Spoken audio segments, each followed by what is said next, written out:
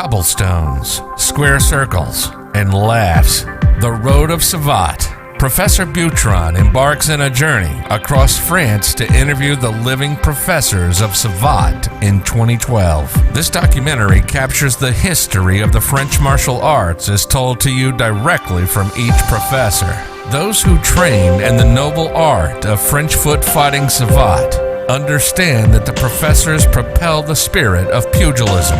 Enjoy the vast knowledge that's being propelled within the documentary. Savate's history, subculture, its traditions have been passed on orally by its professors and higher ranks within the style. Even though books have been written, it's usually only about its methods of fighting. Enjoy The Road of Savate, as told by its professors.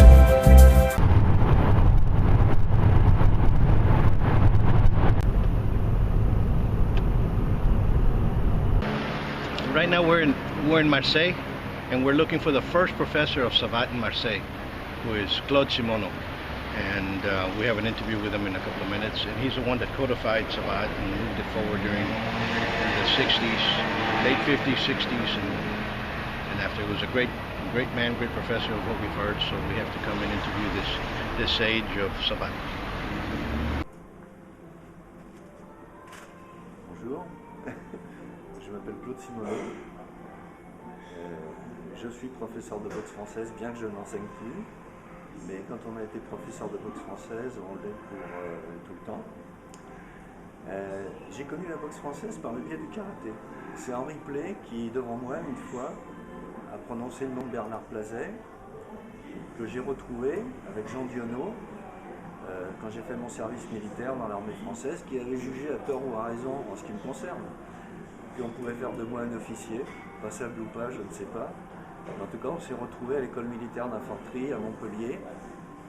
Et évidemment, quand on a 20 ans, Paul Nizan disait qu'il ne permettra à personne de dire que c'est le plus bel âge de la vie. Je suis d'un avis totalement opposé à Paul Nizan, c'est-à-dire que cette époque a vraiment été, même si après ça n'a pas été plus mauvais, mais cette époque était vraiment le plus bel âge de ma vie, et j'estime que ce que j'ai fait avec Bernard Plazet, Jean Dionneau et Marc Kunstler a été peut-être une des choses les plus importantes, peut-être les plus importantes que j'ai faites dans ma vie. Donc mes professeurs en fait ont été, on nous appelait les mousquetaires, hein. Nous étions 4, on nous appelait les mousquetaires. Pour situer ça, on va dire que Bernard Plazet était Athos, incontestablement, c'était le chef. Marc Kunstler pour la finesse, je dirais pas la préciosité parce que ça peut être pris comme péjoratif, alors que pour moi ça ne l'est pas. La préciosité de son style, incontestablement, était Aramis. Jean Dionneau, toujours prêt à dégainer pour une bonne ou une mauvaise cause, était D'Artagnan. Et comme j'avais pas, et j'espère que j'ai toujours pas le physique de Porthos, on peut dire que j'étais le vicomte de Bragelonne, c'est-à-dire la pièce rapportée, celui qui vient en dernier, en quatrième. Donc mes professeurs ont été les 3 autres mousquetaires. Je leur avais dit que je les rejoindrais après l'armée, après le service militaire, quand j'aurais passé ma ceinture noire, parce que quand je les ai connus, j'étais ceinture marron en judo. Donc en 1965, j'ai consacré l'année de retour à la vie civile, à passer ma ceinture noire de judo. Et le lendemain, je suis allé les voir. Ils avaient un club rue de Chazelles. Maintenant, je crois que c'est devenu un centre de mise en condition physique. Ça s'appelait le SCUF, le Sporting Club Universitaire de France. Et j'avais l'habitude du judo et du karaté, où c'est l'uniforme, c'est le rituel, c'est la tenue, tout est carré. Tenue blanche, kimono blanc, ceinture noire, salut, etc. À l'époque, il n'y avait même pas de salut en boxe française. On se touchait les gants et on commençait. Les mouvements aussi étaient stéréotypés en karaté, très codifiés. Et j'ai assisté à un assaut entre Bernard Plazet et Marc Kunstler. J'ai été subjugué. Je crois que pour la princesse de Clèves, Albert Camus utilise l'expression « la perfection de la courbe de la langue ». Ce que j'ai ressenti en voyant Marc Kunstler et Bernard Plazet, c'était la perfection de la courbe du geste. La perfection de la courbe du geste. Pour moi, c'était extraordinaire. C'était une révélation. Et indépendamment de l'amitié que j'avais liée avec Bernard Plazet et Jean Dionneau quand nous étions à l'armée, quand nous étions militaires, j'ai tout de suite eu envie de faire ça. J'ai tout de suite eu envie de faire ça, ce qui fait qu'en judo, je suis resté premier dan toute ma vie, parce que je n'ai pas progressé en judo, je me suis mis à faire de la boxe française à ce moment-là.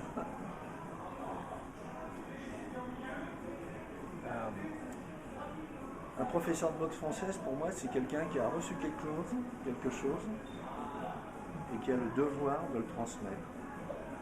Et qui a un devoir supplémentaire, c'est de le transmettre en ajoutant un peu quelque chose de lui. Un peu quelque chose de lui. Pas pour marquer son territoire, pas pour laisser une trace dans l'histoire, simplement pour tenter d'améliorer, faire monter d'un cran les connaissances, le bien commun au sens le bien, la pratique et le bien de tous les pratiquants, la pratique et le bien de tous les pratiquants, et de faire évoluer dans un sens positif cette pratique. L'aventure des années 64-65, c'était une aventure, c'était un rêve, c'était un voyage en compagnie de gens qui avaient pas seulement les mousquetaires, beaucoup de gens autour, beaucoup de gens qui avaient décidé de faire de ce moment de leur vie une œuvre d'art et un jeu passionnant. Et c'est ça qui m'a retenu dans la boxe française, c'est pas, je cherchais pas une recette d'invincibilité, pour ça il y a le 357 Magnum, hein, si on a le temps de, si on a le temps de s'en servir, et si on tire bien, si on tire proprement. Mais non, c'était pas ça, c'était cette extraordinaire ambiance. Aujourd'hui on dirait la convivialité. Tout à l'heure j'ai parlé de Paul Nizan, il a écrit un livre qui s'appelle La Conspiration. Nous étions des conspirateurs, pas au sens des comploteurs, au sens de conspiration, respirer ensemble. Nos cœurs battaient ensemble. C'est pour ça que c'était une époque extraordinaire. Malheureusement, rapidement, ce que nous avons créé, c'est autonomisé. C'est pas vraiment retourné contre nous, mais nous a échappé. C'est pour ça d'ailleurs qu'on trouve, et c'est pas un mal non plus, on trouve des professeurs de boxe française aux États-Unis, au Texas. Si on avait imaginé à ce moment-là que ça arriverait, on aurait eu le vertige. En fait, il devait y avoir, quand on a commencé à rebâtir la boxe française, parce que rebâtir, on l'a pas tiré du néant. Il y avait des gens qui avaient assuré la continuité. Pierre Bargy, Jacques Queyron, Léo Prévost, les professeurs de Bobalix, de Guy Proust, etc. Bon, il y avait des gens qui avaient assuré la continuité, mais c'était devenu quelque chose de très confidentiel. Et c'est la volonté de Bernard Plazet, qui a fait sortir la boxe française de la confidentialité. Alors dans les deux cas, il y a des avantages et des inconvénients. L'avantage de la confidentialité, c'est qu'on était entre nous. Nous étions peu. Shakespeare dirait with you, we happy few, we band of brothers. Shakespeare. Donc l'inconvénient, c'est que ça s'est développé et que c'est devenu le bien de beaucoup plus de monde. Mais c'est un avantage aussi. Voilà. La technique de savate, comment se développe? C'est la technique ancienne du Baruzzi, du Chalemont, ou c'est nouveau? Oui. Okay. Parle de la technique. Ouais. J'ai des documents sur Charlemont. Par exemple, un dictionnaire Larousse, une encyclopédie des sports illustrés Larousse de 1911. Et on retrouve beaucoup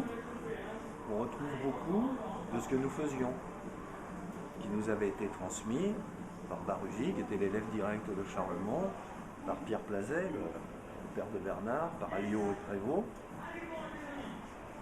Il y avait une modification importante, c'est la technique de poing.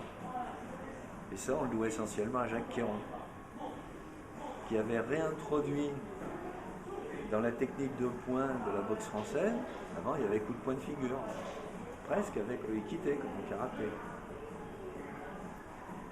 qui avait réintroduit la position cassée et la garde un peu haute de la boxe anglaise. Et d'ailleurs, Jacques Queyron excellait en matière de poing. Ces deux armes fondamentales, c'était le coup de pied bas, les coups de poing et les enchaînements, coup de poing, coup de pied bas et inversement. Avec ça, il était capable de gagner un combat et même je crois me souvenir, une demi-finale des championnats de France de boxe française, 68, 69, non plutôt 69, peut-être 70, contre Bob Alix, sans donner un coup de pied de flanc, que des coups de pied bas et des coups de poing, mais le sens de la distance, de l'opportunité, aujourd'hui on dit le timing, on peut dire le tempo aussi. Donc la première modification importante dans la technique, c'est les points. Les points de Jacques Queyron tirés de la boxe anglaise, inspirés de la boxe anglaise. Donc il y a une première fusion entre la boxe française qu'on appelait... Si, il y a Lafont qui appelait ça la savate. Il y a Lafont à l'époque qui appelait ça la savate. C'était extraordinaire, Lafont, c'était un personnage. Collant rouge, les chaussures tricolores, très extraverti. C'était un personnage, il fait partie de l'histoire, comme les autres. C'est notre histoire commune, c'est notre histoire à tous. C'est ça, c'était un jeu, un voyage, on n'a pas écrit une nouvelle consigne poétique, on en a exécuté une, celle de la chanson de Laurent de Médicis, quand la chanson dit qu'elle est belle la jeunesse qui s'enfuit déjà, qui veut être heureux se hâte, car personne n'est sûr du lendemain. Mais ça on l'a fait.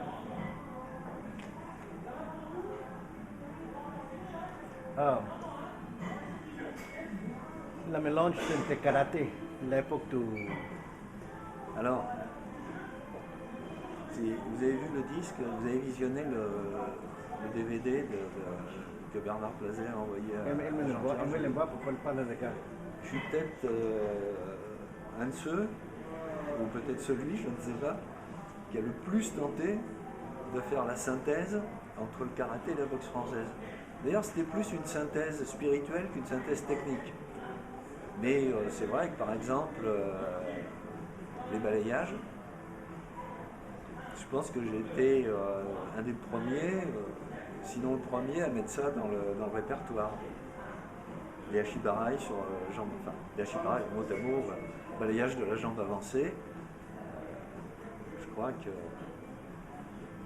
à l'époque, chez Henri Play, il y avait un instructeur japonais qui s'appelait Yoshinao Nambu, et qui balayait beaucoup, balayait beaucoup. Mais moi, je l'avais déjà trouvé tout seul, j'étais judoka. Dominique Valera, qui avait eu aussi une expérience de judoka, alors lui, c'était le génie. C'est le génie des balayages. Et Dominique Valera, je pense que c'est un bon exemple. Guy Sauvin, Dominique Valera, ce sont de très bons exemples de synthèse du karaté et de la boxe française. Guy Sauvin, il avait commencé, avant de prendre des cours particuliers avec Hiromu Shizuki, il avait commencé chez Lafont. Et les passages jambe gauche, jambe droite, on cherche le contact et la distance avec la jambe avant, on combine avec la jambe arrière, c'était typiquement le système. Valera, lui, c'était une espèce de génie des pieds et des balayages. Il a beaucoup perdu en faisant le full contact. Il a beaucoup perdu parce que je pense qu'il s'est fait mal influencer. On lui a fait quitter ce qui était essentiellement son génie pour le transformer en... Quelqu'un lui a dit qu'il était un boxeur de boxe anglaise né, et je pense pas. Enfin, mais ça me regarde pas, c'est à Dominique de faire la synthèse Il y a eu un moment aussi où on s'est entraîné ensemble. Je crois que c'est en 1969 ou 70, à l'Institut National des Sports, dans le local, dans le dojo. Il y avait un dojo avec un tatami à côté de la salle de musculation. Et l'équipe de France de karaté, s'entraînait. Ils s'entraînaient à l'endurance. C'est-à-dire qu'ils faisaient des randonnées sans décompte de points, sans comptabiliser les touches. Et ils nous avaient invités. On n'a pas été beaucoup à venir. Hein. Je crois qu'il y avait Fercot qui est venu. Il y a Mishka, qui avait un nom russe. Je me souviens plus exactement. Shkaninov ou quelque chose comme ça. Et il y avait moi. On était trois de la boxe française, être venus s'entraîner avec eux. Alors c'était flagrant. Moi j'ai tiré avec Grus notamment. Et avec ma garde de boxe française, il me foutait tous les coups de pied directs qu'il voulait. Et avec sa garde de karaté, je mettais tous les directs du gauche que je voulais. Mais comme c'était non-contact, et que c'était fait dans un bon esprit, c'était amical, c'était un esprit en religion, on dirait œcuménique, entre le karaté et la boxe française, ça allait, c'était bien. Comme ça nous a permis chacun de prendre conscience des faiblesses qu'il pouvait y avoir dans nos disciplines respectives. Oui. Parle de la passage de technique sur le professeur, l'importance du professeur de la boxe.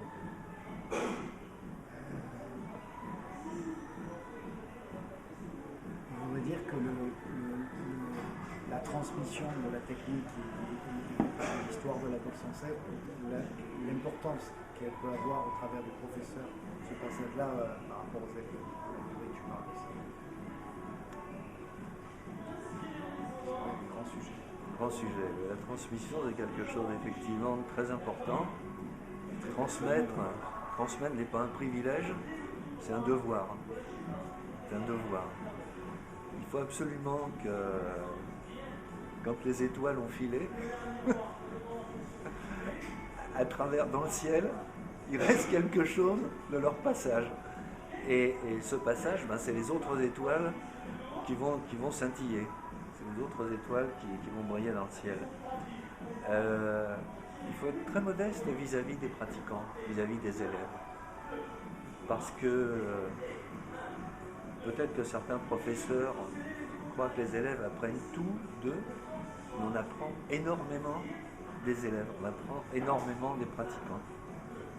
Donc à mes trois premiers professeurs, Bernard Plazel, Jean Dionneau et Marc Huxley, j'ajouterais le public, les élèves que j'ai eus, et en les regardant faire quelque chose de différent de ce que je leur avais demandé de faire, j'ai découvert qu'on pouvait le faire aussi, et que c'était bien, que c'était intéressant. Et donc, le remettre, donc il y a constamment, si on prend une comparaison avec le théâtre japonais, le théâtre No. Dans le théâtre No, il y a le waki, c'est sur le côté. Hein, wakigatame, c'est la clé de bras sur le côté. Il y a le waki qui est sur le côté, et il y a le shite. Le shite dans les arts martiaux, ce serait Tori, le personnage le plus important. Et bien, le personnage le plus important dans l'enseignement, le shite, c'est l'élève. Et le waki, le personnage secondaire, c'est le professeur. C'est-à-dire que le professeur n'apprend pas, c'est l'élève qui apprend. L'apprentissage, c'est la pratique de l'élève. La pratique du professeur, c'est l'enseignement. C'est-à-dire tout ce qui peut faciliter l'apprentissage de l'élève. Tout ce qui peut faciliter l'apprentissage de l'élève. Pour ma part, je suis toujours parti d'où l'élève en était. Je me suis efforcé de ne jamais corriger, notamment de ne jamais corriger quelque chose qui marchait, parce que ce n'était pas conforme à la technique. Les Japonais disent entrer dans la forme, sortir de la forme. Entrer dans la forme, sortir de la forme. Il est arrivé à un de mes amis judoka quelque chose de catastrophique. Et c'était une bonne intention au départ. Il faisait Arigoshi avec une garde traditionnelle. Il faisait Arigoshi à gauche. Ça, c'est ma main droite, mais ou ok, c'est gauche. Il faisait Araigoshi à gauche avec un kumikata à droite. Son professeur a voulu, et c'était concevable du point de vue de la logique des techniques, le faire changer de garde. Il ne pouvait plus faire tomber ses adversaires avec le kumikata à gauche. Il a essayé de revenir au kumikata à la garde à droite. Il avait perdu, il ne pouvait plus le faire. Et il disait, maintenant quand quelqu'un fait quelque chose qui n'est pas conforme aux stéréotypes, qui n'est pas conforme à la doctrine mais qui marche, je le laisse faire. Et c'est exactement mon sentiment. C'est exactement mon sentiment. On ne change pas quelque chose qui convient à la personne. Il y a autant de pratiques que de pratiquants. Il y a la pratique en général, et puis il y a les pratiquants en particulier. Et puis on n'est pas là que pour transmettre de la technique. On n'est pas là que pour transmettre de la technique. Je vais encore faire appel à... C'est vrai que moi j'ai été beaucoup... je suis métissé. Je suis métissé, boxe française, arts martiaux japonais.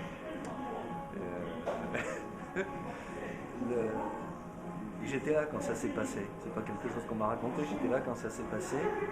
Hiro Mochizuki enseignait le Yosekan Budo.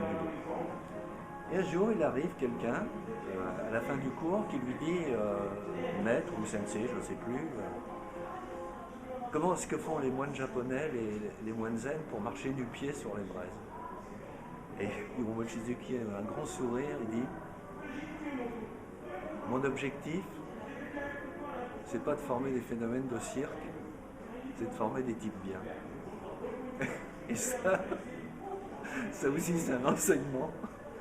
C'est un enseignement. On est là pour former des gens bien. Dans leur peau, ouais.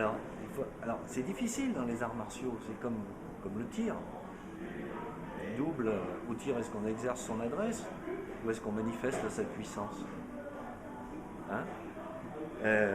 L'esprit des arts martiaux et de la boxe française, c'est le fighting spirit. Et le fighting spirit, c'est pas l'agressivité, c'est l'effort sur soi. C'est l'effort sur soi. Il y a une très belle devise d'une école militaire, qui est celle qui forme les sous-officiers, ça make sense, c'est s'élever par l'effort.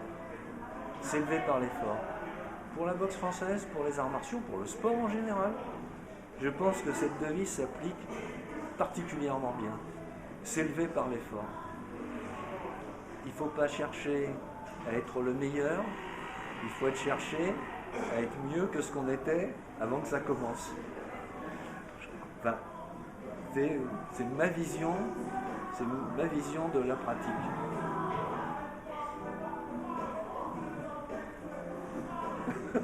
Vous savez comment c'est venu ça?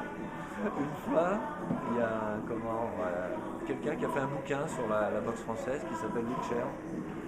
Il m'a téléphoné, il m'a tenu pendant... et il m'a posé une question sensible. Il m'a dit, est-ce que c'est vrai que vous auriez, pas vous, pas moi, les mousquetaires, les cadres, vous auriez envisagé pour la boxe française le salut fasciste? Alors, je ne sais pas qui est-ce qui lui avait raconté ça. Je me souviens très bien de cette soirée. Nous avons envisagé toutes les gestuelles possibles et imaginables. Alors peut-être que ce que vous appelez le salut fasciste est le salut olympique, qui a été pratiqué jusqu'en 1936 aux Jeux de Berlin, et puis après, pour cause n'était pas possible de continuer comme ça, on l'a enlevé.